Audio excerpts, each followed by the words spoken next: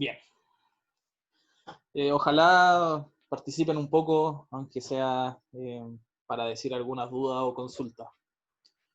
Ustedes, en teoría, dentro de su malla curricular, tuvieron que haber pasado por un ramo que se llama análisis estadístico, ¿cierto? Yes. Ya. Con Rahman. Perfecto, tuvieron análisis estadístico. Una de las materias finales de análisis estadístico era el ajuste de curvas, que era calcular los mejores, o sea, se calculaban modelos y esos modelos predecían de cierta manera el comportamiento de algún valor futuro. Eso es medio visto desde el punto de vista de la estadística, cuando calculaban esos RO o ritos, que eran como unos predictores de algunas funciones dentro del marco de la estadística y la confianza, la confiabilidad, perdón. Ustedes elegían un cierto valor de confiabilidad. Entonces uno decía en torno al 80-90% y podía predecir más o menos con una cierta confiabilidad el futuro de alguna variable. Entonces la metrología térmica, que es el análisis que mide las variables térmicas, que mide las propiedades termofísicas también, como la conductividad térmica, la capacidad calorífica y otras más propiedades que definen los materiales, son métodos que se basan netamente en base a la estadística, ya que en el fondo uno hace un montaje experimental y dentro de ese montaje experimental empieza a medir variables y esas medidas de variable uno después tiene un gráfico por lo general y tiene que empezar a trabajar con el gráfico, ya que medir siempre es una parte media compleja, pero no es realmente la parte que necesita mayor preparación, sino que lo que necesita mayor preparación es el post-procesamiento de los datos. Entonces, voy a compartirles un ensayo, o sea, un archivo de ajuste de curvas, que es el que está aquí en pantalla. Entonces, como bien les como bien les estaba diciendo, por ejemplo, este sería una deformación en el eje X y una tensión equivalente en el eje Y. Entonces, uno monta, esto es netamente a modo explicativo, no tiene que ver con la parte de metrología, pero uno monta un experimento y empieza a medir variables, ¿cierto? Uno controla la variable independiente, que sería la que obviamente uno elige, uno va controlándola. Por ejemplo, este pasa de 0 a 0,05, 0,1. Y como consecuencia de eso tiene la variable dependiente en el otro eje. ¿Ya? Por lo general uno lo acomoda de esa forma, el eje X como la independiente y el eje Y como la variable dependiente. Entonces en este caso, estos nubes de puntos... Nada, de hecho ya se metió. Volví, perdónenme. Voy a volver a compartir. Se me cayó el internet. Ahora sí. Ok, ¿me escuchan, cierto? Sí. Ya, perfecto. Disculpen nuevamente por eso. Dentro de estas propiedades de los ajustes de curva podemos denotar que acá existe una tendencia, perdón, en esta curvatura existe una tendencia en el ajuste, que de hecho está descrita acá abajo, donde estoy intentando encerrar con el mouse, que sería una tendencia un tanto exponencial. Yo la vería y diría que podría ser logarítmica también. Recuerden que el exponente, o sea, la exponencial con la logarítmica por lo general son equivalentes dentro de las operaciones matemáticas, y entonces lo que nosotros tenemos que hacer es ajustar curvas para lograr medir ciertas propiedades físicas o para lograr calcular algún error asociado a las mediciones. Entonces, dentro de las regresiones estaba la que se denomina regresión lineal, que seguramente es la que ustedes vieron en análisis estadístico, y es la regresión que lo que hace es encontrar una curva como genérico, lineal en este caso específico es una recta, donde en la ecuación de la recta, que sería la que está acá arriba, a más bx, sería en el fondo el modelo de ajuste de la curva. Entonces, como bien dice acá, tenemos una serie de n puntos registrados experimentalmente, o sea, los puntos, los pares ordenados x sub 1, y sub 1 serían la variable independiente con la variable dependiente. Esta es la que nosotros elegimos para medir. y el i sería la variable medida. Entonces, ustedes pueden ver que estos puntos, así de manera bastante linda, se ven azarosamente distribuidos en un espacio, en un plano de 2 dimensiones. Entonces, ¿qué es lo que dice? Bueno, f de x, que sería la función evaluada, es mi modelo matemático que yo quiero, en el fondo, ajustar a esta serie de puntos, y describe lo que sería un error o residuo entre cada uno de estas mediciones. ¿Qué sería el error? Que está definido acá abajo como E sub i.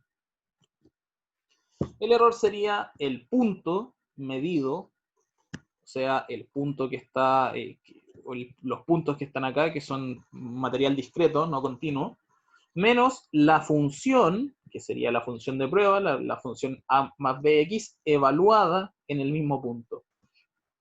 Lo importante acá es que el subíndice i y el f de x, y dentro indican que esto se está evaluando y se está viendo en el mismo punto de la variable independiente.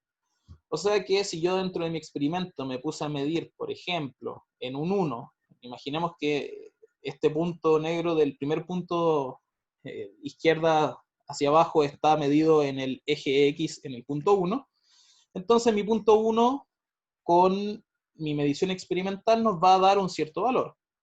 Y con el modelo matemático que yo estoy utilizando, me va a dar un valor distinto, que puede ser muy cerca o no necesariamente tiene que estar la verdad muy cerca. Pero nuestro modelo matemático nos va a predecir de cierta forma el comportamiento que va a tener esta variable experimental.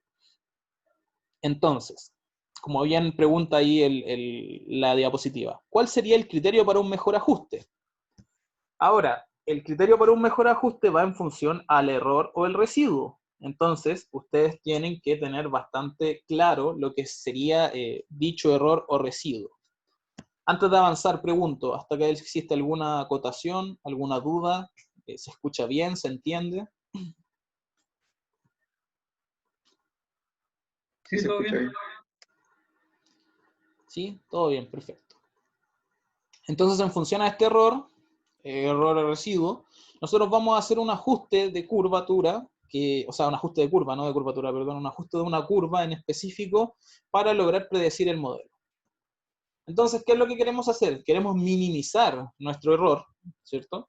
Y entonces lo primero que se nos ocurrió, suena un poco como si yo hubiera participado, perdón. Lo primero que se ocurrió fue, claro, minimizar el error. ¿Cuál es el problema de minimizar el error? Que si vuelvo a la diapositiva anterior, que sería minimizar este error, la sumatoria de todos los errores, hay unos errores que son positivos y otros errores que son negativos por naturaleza. Entonces, es muy probable que yo al minimizar el error o la suma de los errores, realmente no esté minimizando realmente el modelo de la curvatura, de la curva, perdón. O sea que yo estaría minimizando la cantidad de errores, pero eso no necesariamente me indica que la recta que yo estoy armando esté más cerca o más alejada de los puntos. De hecho, es muy probable que si la recta está al medio, el error nos dé 0, y podríamos haber minimizado el error, la sumatoria del error, y la sumatoria de error nos va a dar 0, lo cual nosotros podríamos llegar y decir, oigan, este ajuste de curva es perfecto, pero realmente no es así. ¿Cuál es el otro problema? Que volviendo acá a donde dice minimizar el error, solamente el error, tendríamos que minimizar una función lineal. Entonces ustedes van a ir a su clase de elemental de cálculo 1, donde aprendieron la derivada y la gráfica de las funciones, y van a preguntar, ¿cuándo es mínima una función lineal? ¿Alguien me puede responder cuándo es mínima una función lineal?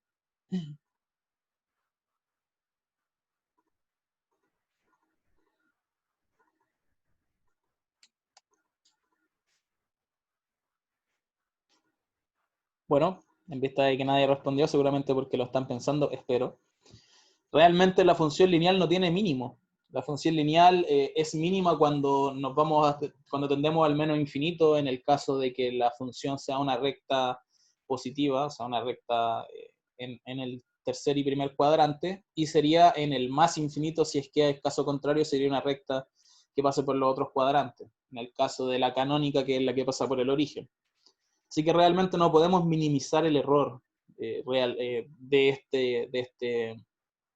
esta forma, tomando en consideración como el punto menos la función evaluada, ya que debido a los signos tenemos algún problema. Posteriormente a esto, justamente lo que sigue y lo que uno piensa naturalmente es decir, bueno, entonces si no podemos minimizar el error porque estamos teniendo problemas con los signos, minimicemos el error absoluto. Claro, si tenemos problemas con los signos, lo único que tenemos que hacer es sacar el signo y entonces quedarnos con el error como si fuera una distancia más que un número que tiene signo positivo o negativo, una distancia desde un punto hasta la recta, y como distancia, como definición, no puede ser negativa. Entonces definimos, bueno, vamos a minimizar el error absoluto. Entonces le sacamos el valor absoluto a cada uno de los errores y nos quedamos con el error valor absoluto, el error absoluto, la sumatoria del error absoluto. El problema es que, como ustedes también espero hayan aprendido en cálculo, el error absoluto es una función de valor absoluto, y las funciones de valor absoluto tienen el problema de que no tienen derivada en el punto mínimo. De hecho, recuerden que la función valor absoluto es una función que tiene un cambio muy brusco en un punto en particular. La función clásica, que sería y igual valor absoluto de x, es una función canónica que pasa por el 0, pero que tiene el problema de que se vuelve negativa a positiva bastante rápido, no pasa, tiene una transición muy, muy extraña, y si uno se va acercando con la definición de derivada desde la izquierda hacia la derecha, o sea, desde el menos infinito hacia el 0, va a encontrar que la derivada en un punto no es igual a la derivada que yo estoy considerando de derecha a izquierda, y eso tiene que ver con los límites que yo estoy obteniendo en dicha función. Entonces, para no dar más la lata con el tema matemático, lo que pasa con el valor absoluto es que no es continua en ese punto. Entonces, al no tener continuidad no podemos derivarla. Tenemos ese cambio demasiado brusco. Y al no poder derivarla, por definición no podemos encontrar un mínimo, ya que si queremos encontrar un mínimo realmente, no vamos a poder hacerlo. Entonces, como dice ahí mismo, estos métodos de minimizar el error y minimizar el error absoluto, la verdad es que no nos garantizan una única curva, y de hecho, algunos ni siquiera nos garantizan encontrar una curva, porque puede ser que nuestra solución sea tan extraña que la curva que encontremos realmente no se pueda ni siquiera graficar o no tenga ningún sentido a la hora de analizarlo. Entonces, a nivel matemático, lo que se suele utilizar es minimizar la suma de los errores al cuadrado de los residuos, o lo que normalmente se denomina como mínimos cuadrados. Mínimos cuadrados porque minimiza el error cuadrático. ¿Qué dice esto? Bueno, el error cuadrático va a ser simplemente la sumatoria desde i igual 1 hasta n, o sea, de todos los puntos que nosotros estamos midiendo experimentalmente y ajustando con la curva, del error al cuadrado. ¿Cuál es la gracia de elevar el error al cuadrado? Primero, solucionamos el problema del signo.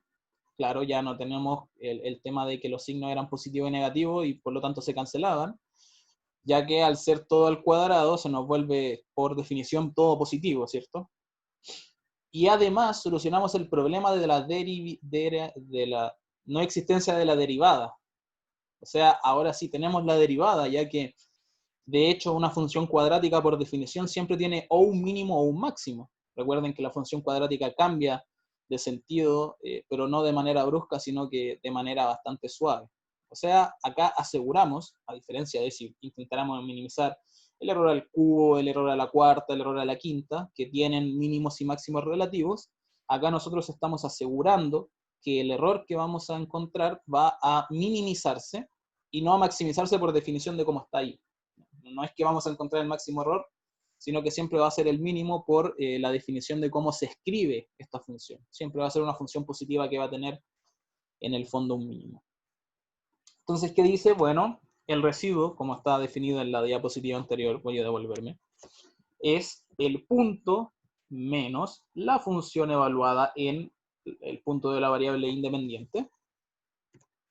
Entonces, el error cuadrático sería lo mismo, el punto medido experimentalmente en base a la variable independiente, menos la función que yo estoy intentando ajustar en la misma variable que sería la variable independiente.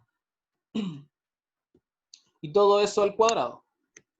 Bueno, como nosotros habíamos dicho en la diapositiva anterior, que nuestra función, que va a ser una recta, a más bx, porque ese era el modelo que estábamos utilizando para poder predecir más o menos el comportamiento, entonces yo voy y pongo i sub i, la variable dependiente evaluada en el punto, o sea, medida en el punto i, menos el valor de a, que era el valor de la curva lineal en este caso que elegimos, menos b por la variable independiente en el mismo punto que estoy evaluando la experimental, o que estoy midiendo la experimental. Todo eso obviamente en una sumatoria. De esta forma aseguramos que todos los puntos tengan su error, cada uno se eleva al cuadrado y después se sumen. Y entonces, de esta forma, como dice ahí, garantizamos que exista una única curva, y esa única curva minimiza sí o sí el S sub R. Esta es la teoría de los mínimos cuadrados. En este caso está aplicada a la función netamente lineal, pero el mínimo cuadrado puede ser básicamente lineal, cuadrático, cúbico, incluso no lineal, puede ser exponencial, puede ser sinusoidal o puede ser de cualquier función que yo invente y que al fondo y a la que en el fondo quiera aproximar de mejor forma al i sub i. Entonces, cosa importante que cuesta un poco entender, el mínimo cuadrado no ajusta, o sea, no saca la mejor curva, eso es imposible. Lo que hace es calcular una curva bajo ciertos parámetros que minimiza el error. O sea que si yo pongo un modelo lineal, me va a calcular la mejor curva lineal, la mejor curva lineal que se ajusta a los datos. Si yo pongo una cuadrática, me va a calcular la mejor curva cuadrática que se ajusta a los datos. Pero no quiere decir que mi ajuste cuadrático sea necesariamente mejor que mi ajuste lineal. De hecho, el que los errores sean más pequeños el cuadrático que el lineal tampoco implica que una curva se ajusta de mejor manera a la otra. La verdad es que lo único que nos está diciendo el método de los mínimos cuadrados es que estamos calculando la curva que mejor se ajusta a los puntos, pero del modelo que nosotros predecimos. Aquí existe toda una parafernalia en el fondo un poco matemática que indica cómo poder calcular los valores de los coeficientes a y b, que son lo que nos interesa, ya que nosotros conocemos todos los i sub i, que serían los datos medidos experimentalmente, y todos los x sub i, que serían los datos medidos, los datos de la variable independiente, que es lo que nosotros modificamos. Entonces dice, claro, si queremos minimizar el error, debemos derivar, pero ojo acá, no se tiene que derivar respecto a lo que nosotros siempre hemos hecho, que es la variable x, que es la variable independiente, sino que tenemos que derivar respecto a los coeficientes que nosotros queremos encontrar. Entonces, como existen dos coeficientes, solo dos, yo tengo que derivar el error o el residuo respecto a, al valor de a, y respecto a b, que serían los dos que yo quiero encontrar. Obviamente, si lo derivo respecto a, ustedes entenderán que las sumatorias se derivan más o menos igual que en el fondo los polinomios y las variables que son continuas. Y en donde vamos a encontrar que este a cuadrado pasa hacia afuera, y como el a tiene un signo negativo, en realidad es menos 2, por toda la función. O sea, claro, si derivamos el error respecto a a, nos va a quedar la primera línea. Y si lo derivamos respecto a b, el b va a estar multiplicado por un x. Recuerden que es la derivada de lo por regla de la cadena, es la derivada de la función más grande, que sería exactamente lo mismo que antes, por la derivada de lo que está dentro de esa función. Y lo que está dentro de esa función es menos bxi. Recuerden que estamos derivando respecto a b. Entonces el signo negativo pasa igual que en el caso anterior hacia afuera, pero como la derivada de bx es x, entonces queda un multiplicado por un x sub i. Igual esto es a nivel matemático para que ustedes lo intenten entender, pero ustedes se van a ir al Excel, lo clásico, van a hacer un gráfico, van a ponerle ajuste de curva, si no me equivoco, sale en el Excel, y le van a poner lineal, y el Excel les va a entregar bonito la ecuación de la recta, el R cuadrático, que es el qué tanto se acercan los valores experimentales con los valores predecidos con el método, y entonces lo más probable es que ustedes en un informe pongan solamente eso y no tengan que hacer todo esto aparte matemática. Antes de avanzar, consulto de nuevo. ¿Hay alguna duda hasta acá?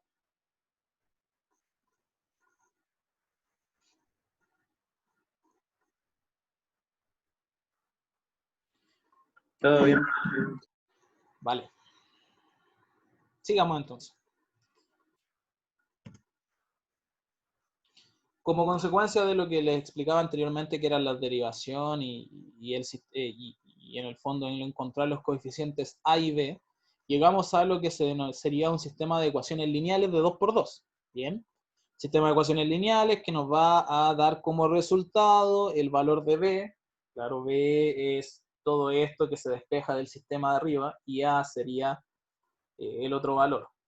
Eso realmente es el método clásico que se denomina, y es un método mediante el cual nosotros vamos a formar, en el caso de la recta 2, un sistema 2 por 2, en el caso de un polinomio de grado 2, un sistema de 3 por 3, en el caso de uno de grado 3, un sistema de 4 por 4, y así si queremos hacerlo con polinomios. Realmente esto no me interesa mucho, así que lo voy a pasar a la rápida, sino que lo puse ahí, o sea, está ahí para que lo vean.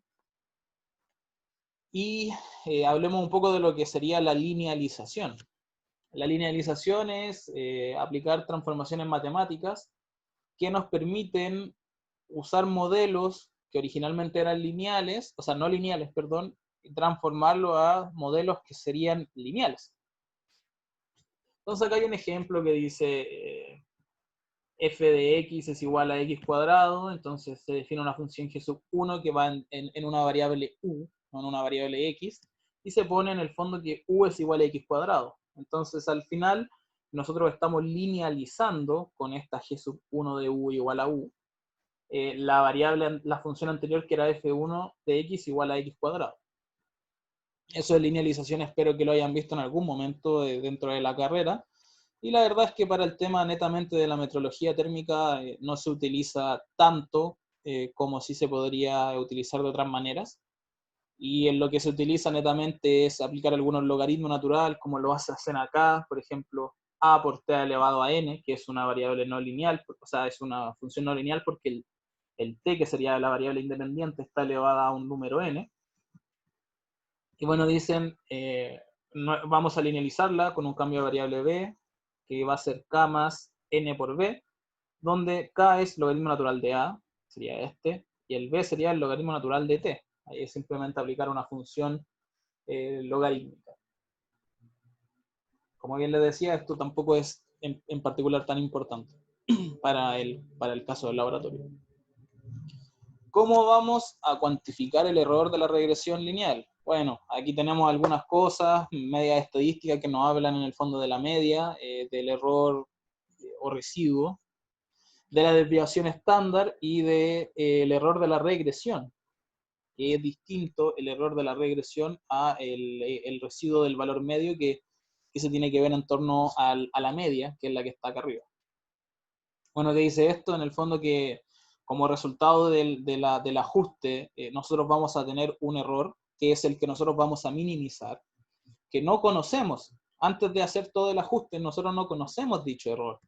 Pero después de hacer el ajuste, nosotros perfectamente podemos tomar los puntos evaluados en la curva, restarlos, elevarlos al cuadrado y sumarlos todos. Evidentemente esto es un trabajo bastante grande si estamos ajustando una curva a 1000 puntos. Van a tener que hacer 1000 puntos de sumatoria. Entonces, aquí se empieza a manifestar un poco que estos métodos matemáticos o métodos numéricos en el fondo son más viables si los utilizamos con un ordenador. No hay problema que utilicen algún lenguaje de programación como puede ser Python. La universidad ahora tiene MATLAB de manera gratuita. Lo más probable es que cuando ustedes den el curso de aplicaciones computacionales tengan que utilizar Octave, que es como una versión gratuita de MATLAB, Así que no les vendría mal descargar uno de estos programas para que los vayamos utilizando en el fondo a lo largo de la asignatura.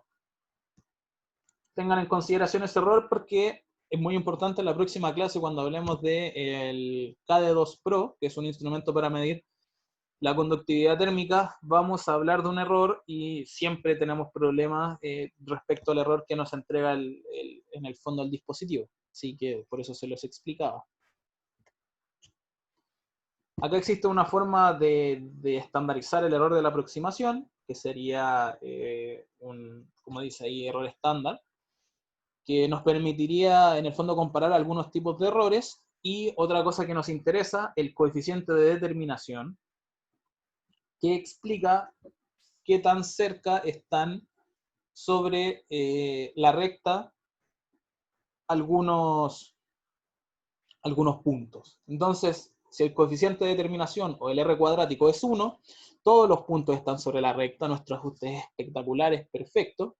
Si es cercano a 1, entonces estamos en una aproximación bastante buena, y si estamos cercanos a 0, realmente indicaría que existe una independencia entre las variables, o sea que da lo mismo cuánto yo varíe la variable independiente, la variable dependiente realmente no es dependiente de la otra, así que indicaría que en realidad no existe una relación entre cada una de las variables. Esto puede pasar, puede que estemos midiendo algún dato experimental y empecemos a variar nuestra variable de control. Supongamos estamos midiendo la conductividad térmica de un metal y a 100 grados nos da 3, por ejemplo, un número 3. Y después lo aumentamos a 200 grados y nos sigue dando 3. Eso indicaría que realmente no existe una dependencia entre la conductividad térmica y la temperatura de este metal. Nuevamente esto es un ejercicio netamente inventado, no es real, pero si nosotros quisiéramos calcularle el R cuadrático a esa curva, nos daría que en realidad el R cuadrático es 0, diciendo que no existe una dependencia entre ambas variables. Aquí además explica que el coeficiente de determinación es igual a 1, entonces la línea recta explica el 100% de la variable de la muestra, que es lo que yo le decía, se van a coincidir completamente, y que una regresión es aceptable si el error estándar de aproximación es menor a el S sub i que estaba definido anteriormente. Bueno, caso específico, o sea, ese era el caso específico. El caso más genérico es tomar la regresión polinomial, o sea, vamos a hacer una regresión en vez de con una curva, con un polinomio de grado m. Acá está definido como un polinomio de grado m, y entonces vamos a tener un sistema de ecuaciones de m más 1 por m más 1, como yo les decía, lineal 2 por 2, cuadrático 3 por 3, cúbico 4 por 4. Y esto es un poco de parafernalia, así que está ahí para que vean lo difícil que es realizar el método, porque tenemos que hacer un sistema gigante. Imagínense, queremos hacer un polinomio de grado 10, vamos a tener un sistema de 11 por 11, y en el fondo existen métodos mejores para aproximar dicha regresión. Entonces está ahí para que vean lo complicado que es y nada más que eso. Ahí está escrito de mejor manera el sistema de ecuaciones, ¿cierto? Entonces podemos expresarlo de manera matricial y tendríamos los errores que son en función a esto. Acá existe en el fondo un ejercicio que ustedes pueden hacerlo, este PPT se los voy a mandar, donde pueden calcular los coeficientes, en el caso de un polinomio de grado 2 y un polinomio de grado 3, de la forma a sub 0 más a sub 1x más a sub 2x cuadrado más a sub 3x cubo, y en donde los coeficientes que están acá van a darle un polinomio de grado 2 y un grado de 3, y acá se pregunta casi de manera retórica qué ajuste es mejor. Es un buen ejercicio para que ustedes lo hagan y lo pueden discutir respecto a cuál de los dos aproxima de mejor manera estos puntos que están acá, cuál de los dos tiene menor error que intentamos minimizar, y cuál tendría menor error si es que lo vemos netamente como en cada uno de los puntos. No es necesario que lo hagan de manera inmediata, pero sería bueno que si es que ustedes tienen ganas de estudiar lo puedan realizar. En el caso genérico, donde estamos trabajando ese era un plano bidimensional, existe un caso más general, que es el caso de la regresión múltiple, donde nosotros vamos a trabajar con un plano. Y eso es posible de hacer. O sea, si nosotros estamos midiendo puntos que dependen de 2 dimensiones espaciales, por ejemplo, nosotros podemos aproximar lo que sería un plano más que una curva, un plano dentro de estas variables 3D, y podríamos encontrar cuál es el plano que ajusta de mejor manera una nube de puntos. Un tema, como decía anteriormente, esto es netamente matemático. Acá tenemos 2 variables que son independientes y una variable que sería la dependiente, que sería i en el caso de la regresión, de esta regresión, y tenemos x1 y x2 que serían las variables que estamos modificando para encontrar i. Entonces, para que ustedes vean que realmente se puede hacer en 3D también, no necesariamente nos tenemos que limitar a la variable 2D. Aquí está la reorganización matricial y todo el tema. Eso es netamente matemático. Ya. La relación, nuevamente matemática, dice que hay una relación entre los datos y la ecuación no lineal, que está dada por esta expresión, o sea, el polinomio, la función, el polinomio de grado m, que sería evaluado en x y en cada uno de los coeficientes, es exactamente igual al valor experimental más un error.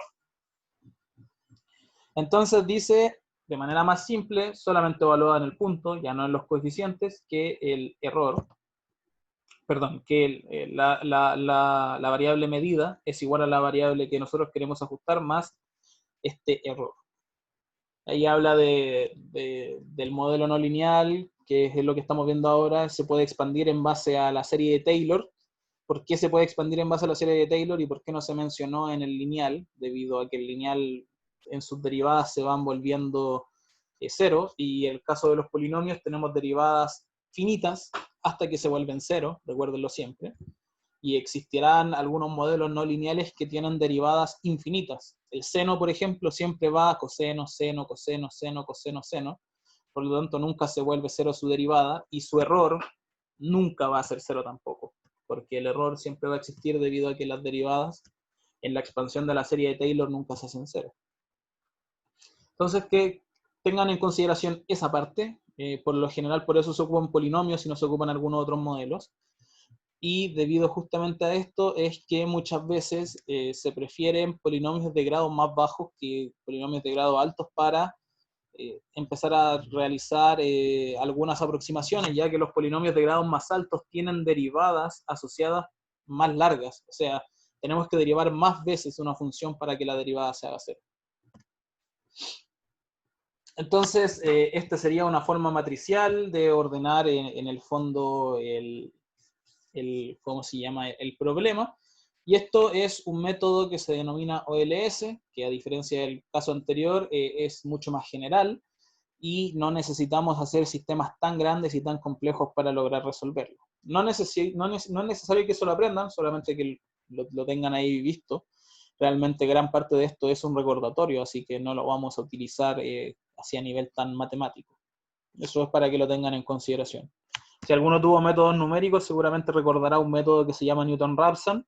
Bueno, esto sería una especie de Newton-Raphson generalizado para varias variables, no para una variable no lineal, que sería el método que se ve en el caso de métodos numéricos.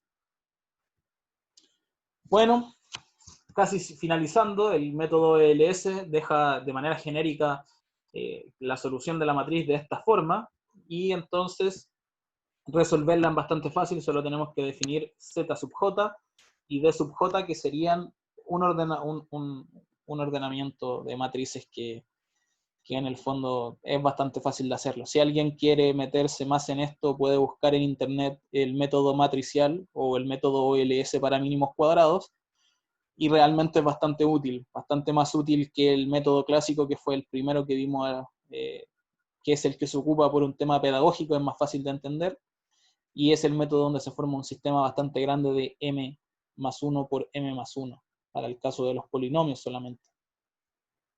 Ok. Ya. Nos queda poquito, nos quedan 10 minutos, y entonces necesito saber, voy a dejar de compartir la pantalla, necesito saber si es que existe alguna duda de algún tema o algo que no haya quedado muy claro. para proceder a explicarles un ejemplo y en el fondo terminaríamos la clase. Así que les doy la palabra, si alguien quiere hablar.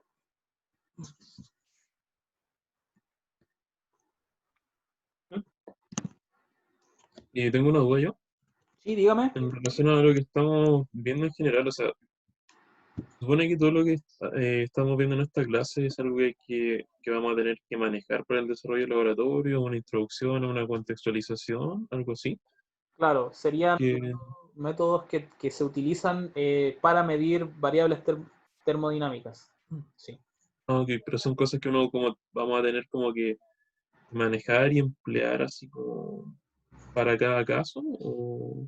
No, mira, realmente para el laboratorio no los vamos a utilizar de manera tan fuerte, pero en específico, pero se utilizan para casi todos los laboratorios. De hecho, cuando ustedes miden variables experimentales, ustedes por lo general lo que tienen que hacer es encontrar tendencias y encontrar modelos que de cierta forma reproduzcan las variables. Entonces era un repaso para que más o menos entendieran cómo se hacen los métodos. Eso solamente. Ok, entiendo, gracias. Ok, perfecto. ¿Alguien más?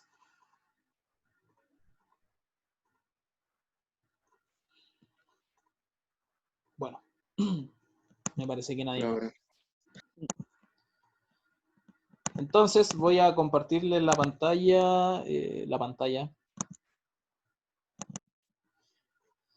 y estamos dentro de un programa que se llama MATLAB, que ahora lo tiene la universidad de manera gratuita. Es un lenguaje de programación de ingeniería, enfocado netamente en la ingeniería, mucho menos versátil que Python, pero mucho más cómodo para utilizar a nivel de manejo de datos y a nivel de programación. Así que si alguien quiere, a alguien le gusta la programación. Bueno, si a alguien le gustara la programación estaría en otra carrera, pero si a alguien le gusta la programación aún así, puede meterse a programar un poco en MATLAB. ¿Qué es esto que está acá definido?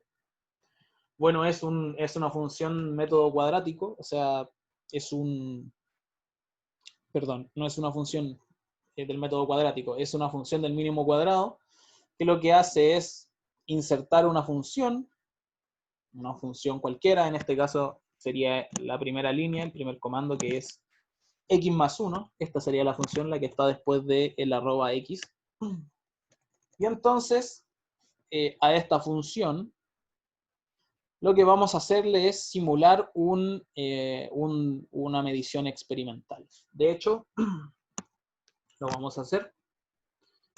Quiero que lo vean, básicamente. Voy a modificar algo acá. Y voy a poner que me plotee x, c, r. Quiero que me grafique x, d. Perdón, acá. Perdón. En rojo. No, en rojo no, en verde. Veamos. ¿Me confirman que lo ven acá? ¿Ven una Sí. Sí, sí. ¿Qué sería esto? Bueno, la curva verde sería la función que yo ingresé. La función que yo ingresé originalmente en el programa era x más 1. ¿Ya? Esta función puede ser cualquiera. De hecho, yo podría perfectamente ponerle x cuadrado más 2 por x más 3, que sería, o más 4, perdón, que es una función cuadrática, y ponerle run al programa, y entonces lo que verían en la gráfica es una función cuadrática. ¿Vale? O sea, yo modificando esa función puedo modificar en el fondo lo que sería la gráfica que está dándole en pantalla. Entonces, ¿qué es lo que pasa? Lo que uno esperaría es que, por ejemplo, el comportamiento de una variable a lo largo del eje X respecto al, a lo largo del eje Y respecto al eje X sea cuadrática. ¿Ya? Eso realmente no pasa tanto.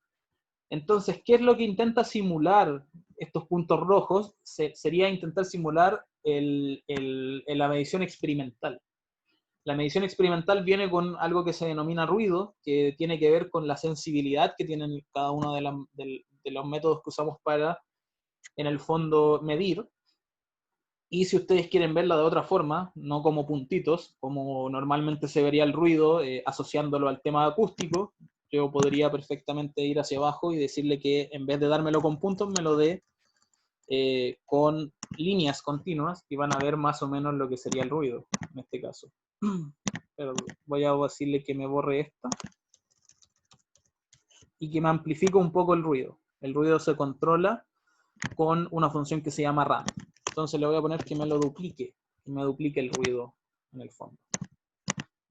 Ustedes pueden ver esta función que vendría a tener ruido, realmente no es cuadrática, sino que tiene se mueve un poco respecto de la variable cuadrática, y es aún peor si nosotros vamos y en vez de poner una función cuadrática, ponemos una función lineal, como por ejemplo podría haber sido x más 4. Miren lo que sucede. De hecho, este ruido está bastante amplificado.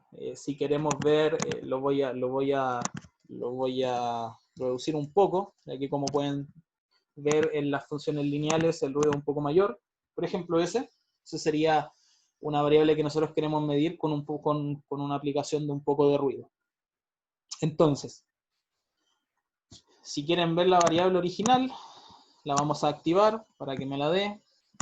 Era x, a, y la voy a poner en verde. Y entonces vamos a ver qué tanto se alejan. Si se pueden dar cuenta, la variable que está en color verde sería la función que yo estaría simulando o el comportamiento que yo esperaría. La variable que está en rojo sería lo que yo estoy midiendo realmente, lo que yo estaría midiendo de verdad. Y no se confundan en algo. La línea de color verde no es el ajuste de la curva. La línea de color verde es una línea que yo medí para mover los datos de la curva.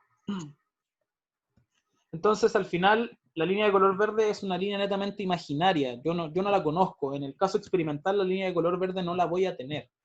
Lo que yo sí voy a poder hacer, y que efectivamente puedo, es reconstruir o intentar reconstruir lo que sería la línea verde en base a distintos parámetros y a distintos modelos. ¿Cómo? Bueno, ahora voy a eliminar esto que está acá, para que ustedes lo vean con sus propios ojos, y voy a poner lo que sería activar esas otras dos líneas. Entonces, si yo le pongo RON, vamos a tener, por ejemplo, acá están los datos experimentales, que están en color rojo. Todas estas son mediciones experimentales. La curva verde sería la imaginaria, que en realidad no existe dentro de lo que nosotros medimos, sino que yo me la di netamente para poder desplazarla hacia los puntos rojos. Y la curva que está en azul sería el ajuste lineal, ¿ya? El ajuste lineal, o sea, si yo podría amplificarla, la que está en azul es el ajuste lineal. La que está en color negro es el ajuste cuadrático.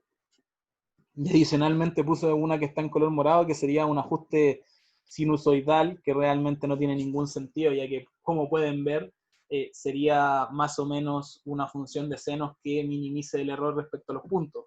Ahora, por lo general, la función sinusoidal no tiene mucho sentido de utilizarse, a menos que sepamos el movimiento o lo que sea de manera sinusoidal. Seguramente en física 2 estudiaron el movimiento armónico y otras cosas más que en el fondo eran de ese carácter, de esa curva. Lo importante y lo que quiero que les quede, para ir terminando ya que me pilló el tiempo, lo que quiero que les quede es, más que el ajuste cuadrático, o el ajuste lineal, o el ajuste de curvas, el error, que yo les dije que era importante, ya que la próxima semana íbamos a ver el KD2 Pro, que es un aparato que funciona netamente en base a esto, a medir cosas y ajustar curvas. Y lo otro, que muchas veces ustedes se van a ver en la obligación de encontrar datos que están lejos o fuera de estas curvas.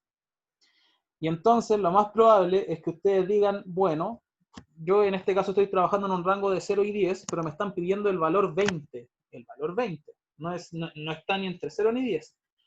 Y yo no me puedo fiar por ningún motivo en el modelo que yo estoy usando. De hecho, si es que lo pueden ver, la curva en azul y la curva en negra, que sería la lineal y la cuadrática, son bastante parecidas, pero en este rango, entre 0 y 10, eso no quiere decir que en rangos exteriores sea parecida, ¿ok? En este caso solamente son parecidas, y son bastante parecidas. Pero si yo voy al programa y digo, ¿sabes qué? No quiero que me plotees esto, sino que quiero que me pongas la curva en H. Lo voy a hacer mejor acá, de que si la vuelvo a ejecutar va a haber un problema. Voy a hacer en la ventana de comandos.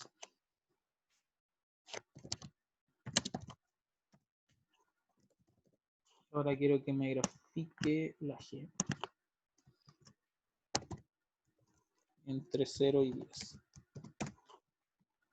Nos vamos entonces acá y nos vamos a dar cuenta que en realidad las curvas que están puestas acá sí se parecen bastante, pero si lo llevamos a un rango mucho mayor, por ejemplo, entre menos 100 y 100, déjenme, me va a salir mal.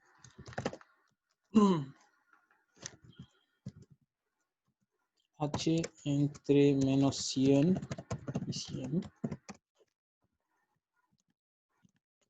Aquí estaría la curva cuadrática en un rango mucho más grande, donde se empieza a mostrar en el fondo el comportamiento cuadrático que tiene. Y ahora le pongo que no la borre y pongo que me plotee, ¿cierto? La curva que era lineal, que sería la G.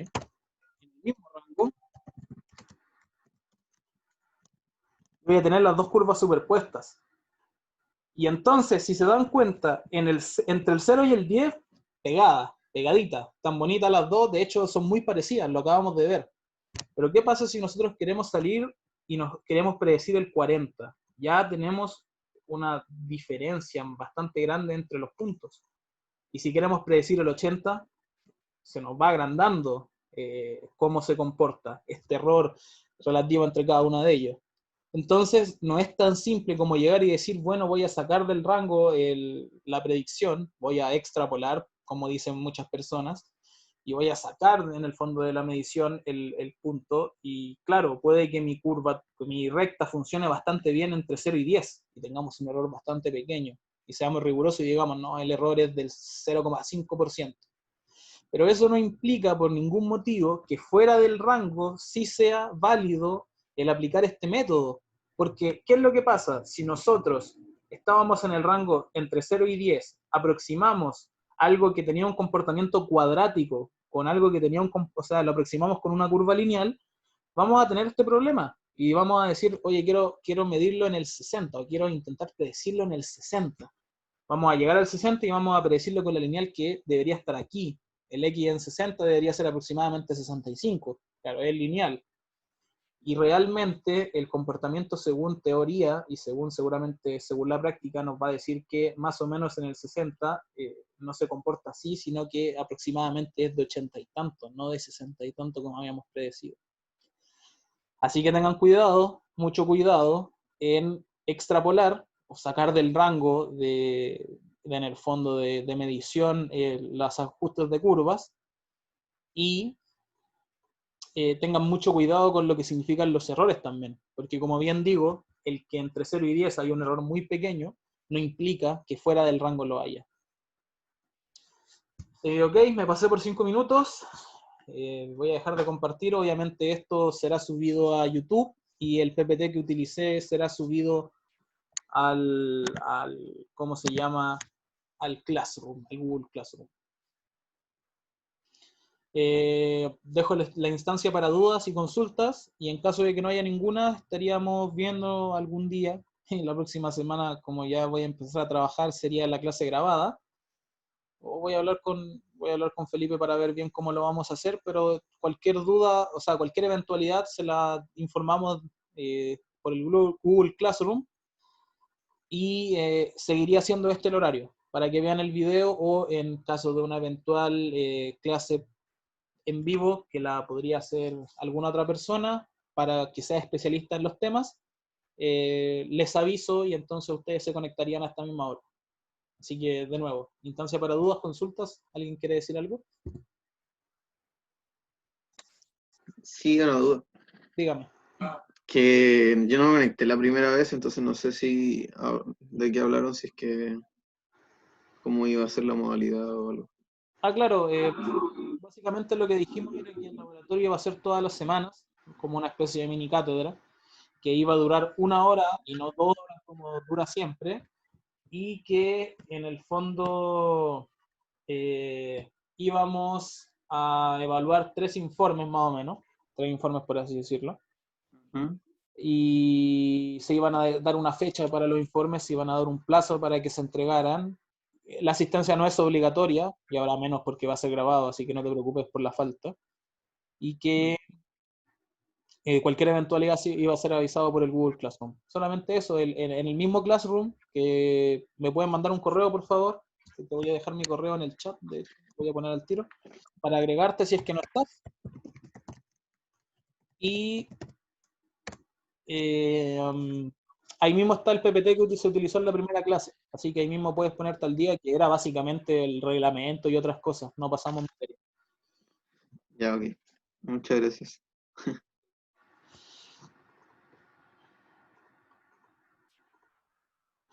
Bueno, si no hay más dudas, entonces nos estaremos viendo de manera diferida a partir de la próxima semana, y cualquier otra duda que les surja fuera del horario, me lo mandan por correo, o sea, de preferencia al Classroom, no al correo, y se estará respondiendo.